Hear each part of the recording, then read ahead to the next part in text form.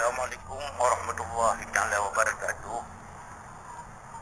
Lun ingin berpesan kepada pertama Lun, yang kedua kepada rakan Lun, sahabat Lun seagama seiman, di mana Abah Uronyo letak urang kabih gundah dengan sebab penyakit corona. Cuman di sini likatanya urang Aceh kebanyakan penyakitnya juga awal kena, cuman jaman ke penyakit tahun.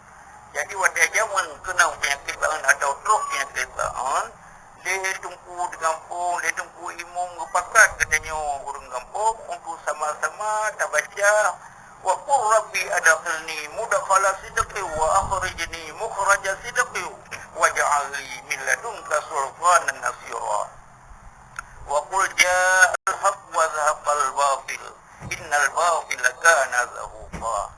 Nyan urang awai rada jurung, rada kampung, rada pelosok gejak keken ada yang gede perken on perken tua gejak kalau jurung.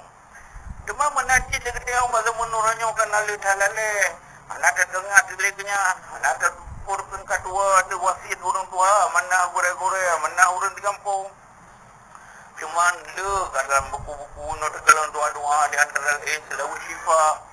Contoh Allahumma salli ala Sayyidina Muhammadin tibbil qulubi wa dawaiha wa afiyatil abdan wa shifaiha wa nuril absari wa diyaiha wa ala alihi wa sahbihi wa barik wa sallim.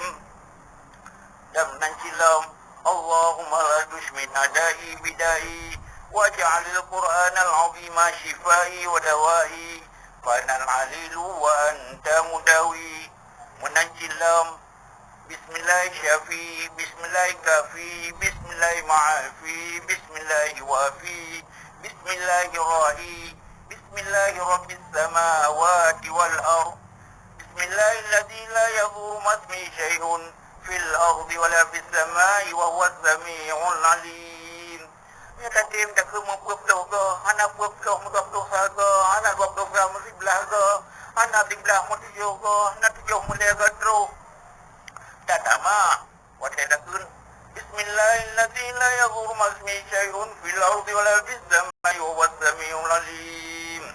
Wa yansurukum 'alaihim wa yashfi sudurin qaumil mu'minin. Ya ayyuhan nasu qad ja'atkum maw'izatun min rabbikum wa shifaa'un lima fis sudur.